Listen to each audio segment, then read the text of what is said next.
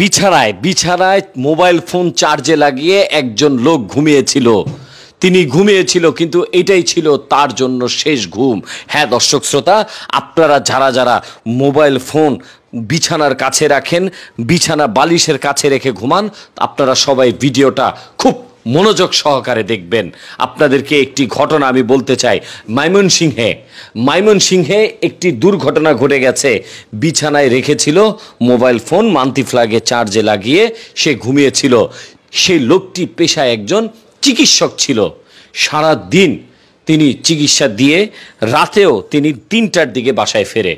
2টা-3টার দিকে বাসায় ফিরলে বিছানায় ঘুমিয়েছিল। ঘুমানোর সময় মান্তি ফ্ল্যাগে মোবাইল ফোনটা চার্জে লাগিয়ে গিয়েছিল।